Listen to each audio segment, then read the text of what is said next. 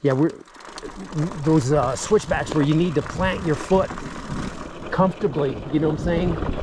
That 1 inch makes a big difference. And like I said, sometimes I lower it 2 inches. Not usually, but sometimes I do.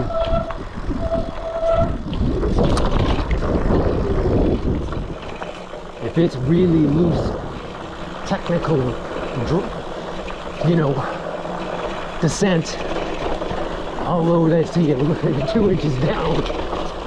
Lower center of gravity, gentlemen. More control, fat tire bike, the whole fucking enchilada.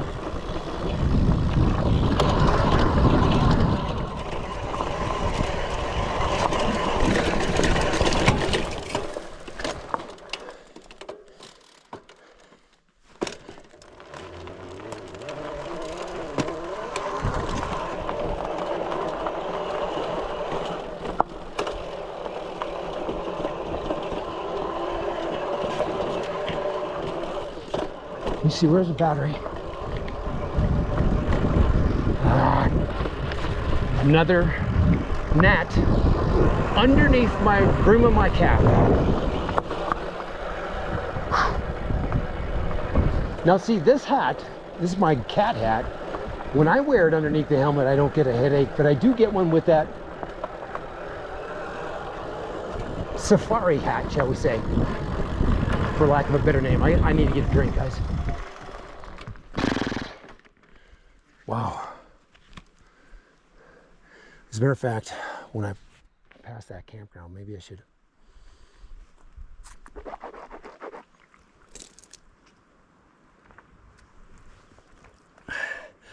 Two bars down. Wow.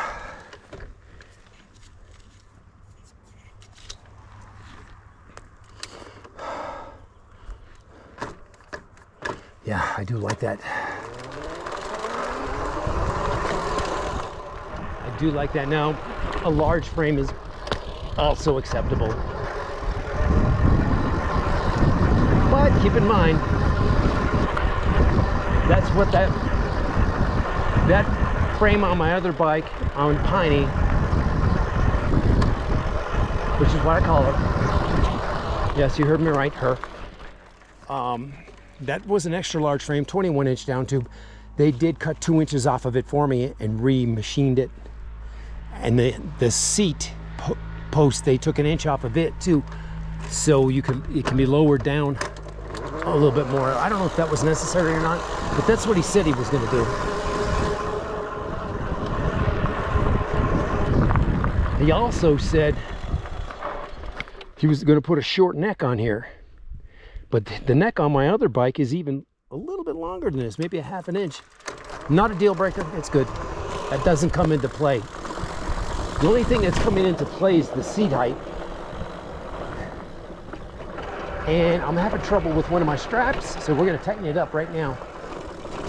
One of my lower strap on my lower strap on my hydration backpack is getting caught on the seat. So I gotta tighten it up so it doesn't do that, and I just did. We're good to go.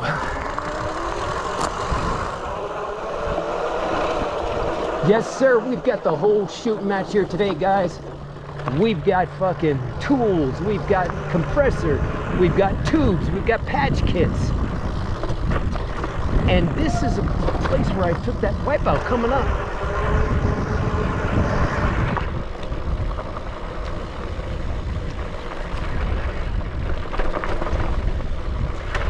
We're gonna return to the scene of the crime.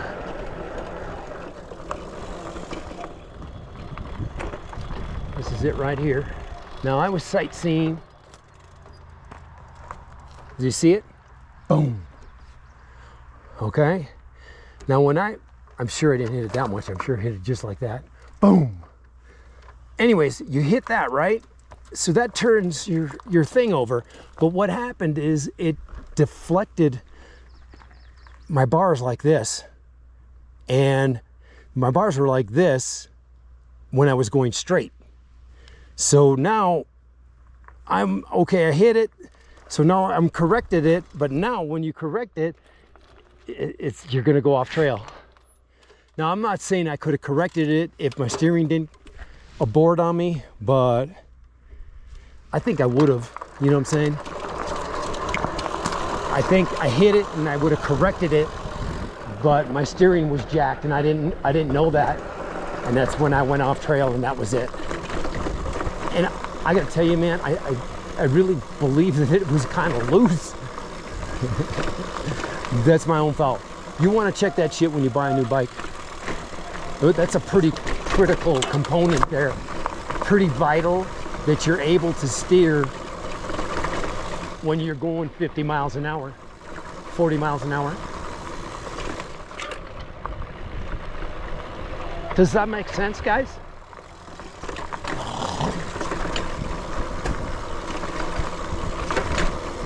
Oh man, that was one hell of a fucking...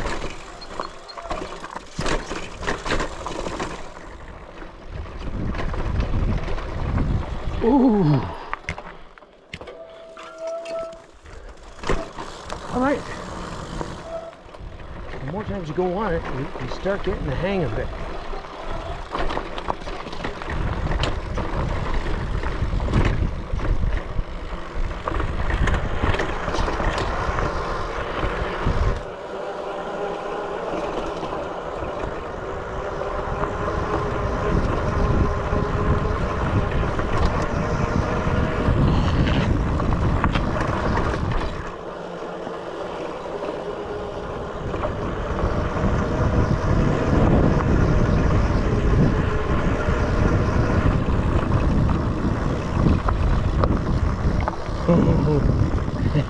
No sightseeing, buddies.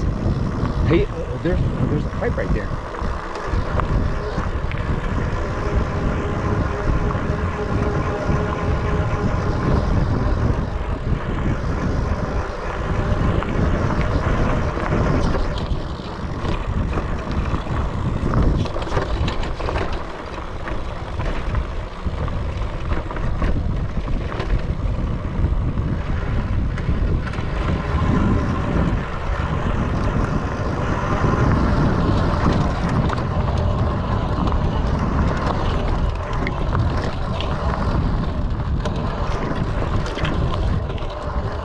Double front end lift there.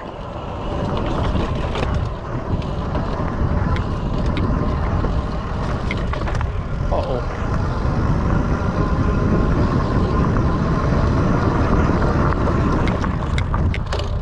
My seat moved.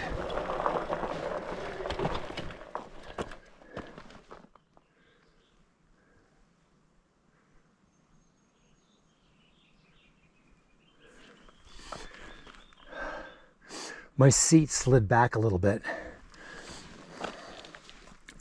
So what you got to do is you got to loosen this bolt, and then slide the seat forward because it's too far back now. Not a big deal, but I did tighten this by hand, and it was pretty tight. And that's the first time it moved, though. It moves when you hit a real wicked bump and your butt comes back down on the seat. It'll move over. Yeah, it slid off a little bit. It's too far back. We'll fix that. I do have the Allen wrench for that too. Matter of fact, I think it's the same one as the goddamn steering bolts.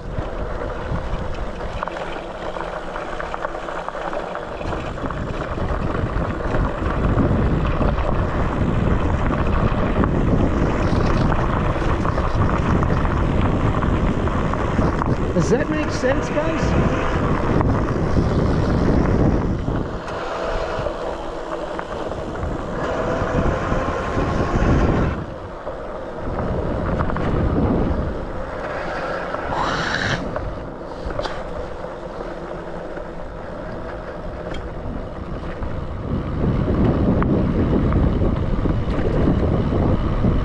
GoPro, stop recording.